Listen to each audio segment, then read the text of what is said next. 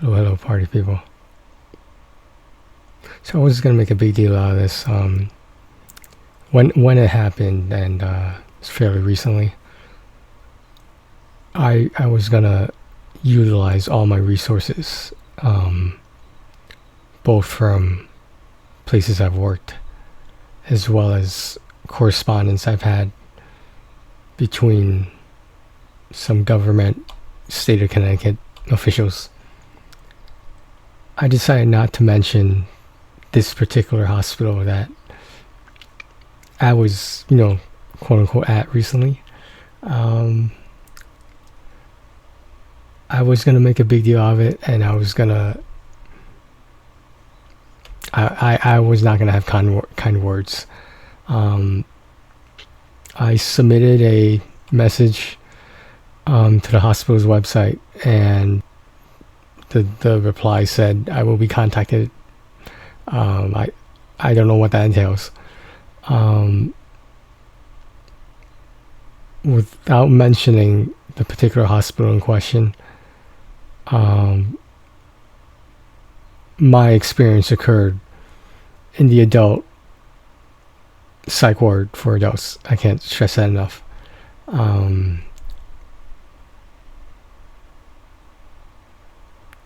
My concern was with the security staff. I was anonymously told, and I can corroborate certain things that happened, that if the hospital knew about, I feel like they would reconsider having this outside security company for their facility in any psych ward.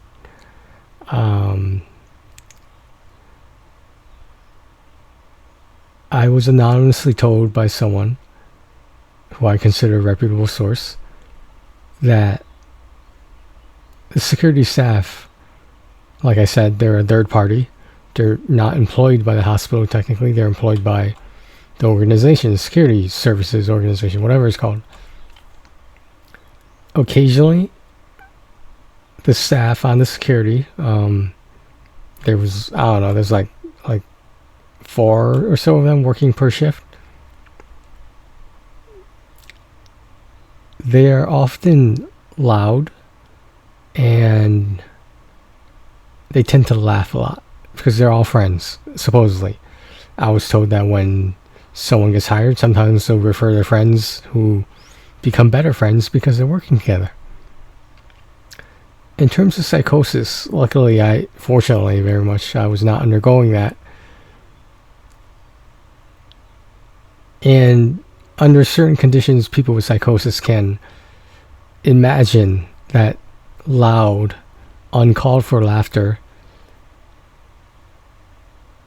can, I'm looking for the right word, can encourage someone's psychosis, their psychotic symptoms, because inwardly they interpret they're being the ones being laughed at. They are not usually capable of understanding that laughter is not meant towards them. Now, when the laughter is meant towards them, for example, during my stay, there was a patient who clearly had some brain damage, or I would assume some sort of drug usage, I'm not sure. Maybe they were born that way, I have no idea. I didn't get a chance to talk to them. I didn't really talk to anyone while I was there. He was making this noise, right? Like a grunting sound, or like a gasp for air kind of sound, over and over and over. It didn't matter what time of day it was. And it got to the point where they had to put a safety helmet on him because he was banging his head on various objects in the adult psych ward.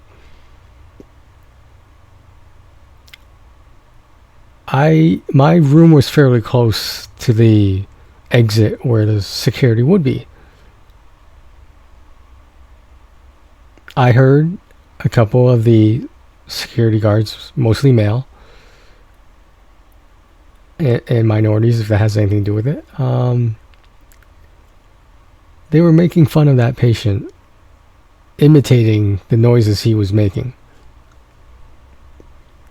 At the time, I was going to let it go. I wasn't going to say anything. And then I thought about it more, and I felt like, you know, someone should say something. I was going to wait around to report them or whatever. At the time, I felt like that was unnecessary. I feel like my concern was going to be enough that they were at least going to consider cutting that shit out.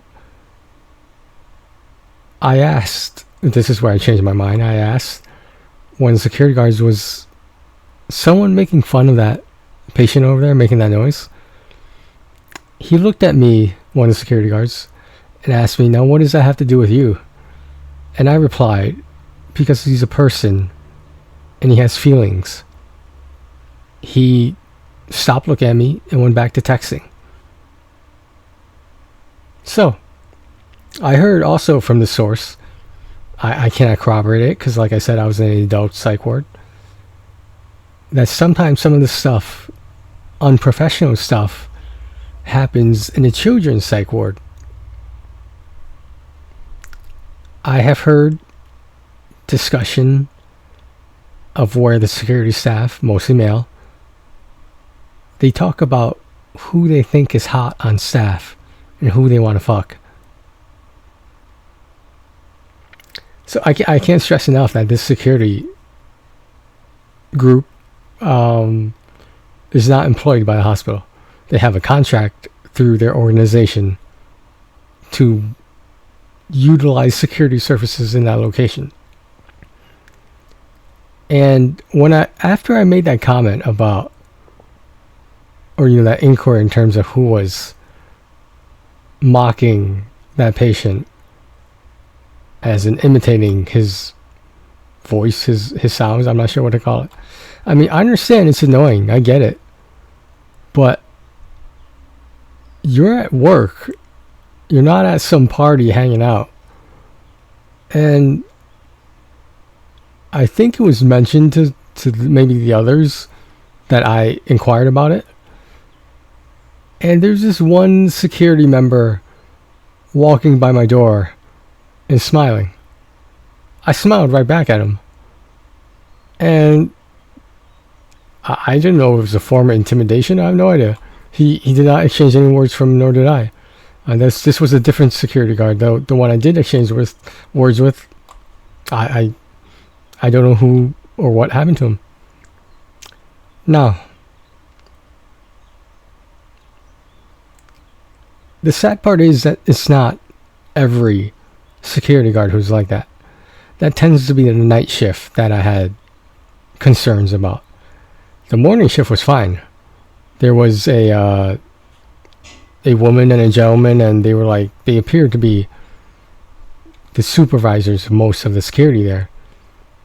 They were, as far as I can tell, adequately professional. The night crew, the night shift, did not seem to take the position seriously that they were getting a paycheck and resources to live with a roof over their head, etc., while all they had to do was just make sure nothing happens. Realistically, maybe people have seen too many movies, but usually nothing bad happens at these psych wards. And if something does, then you do your job and you control it. I was going to make a big stink about this. I decided, you know what, maybe it's not my place to determine who should not be able to provide for the family or themselves, etc.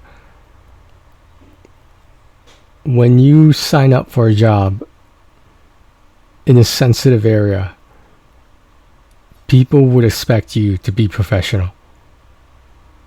And if I'm being polite towards you, I expect the same respect back.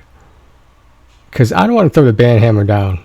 For if I have to, I will. And I'm not mentioning any names. I'm not indicating what location this was. But if you guys see me disappear for a while, then I guess my conspiracy theory was it was halted before it began.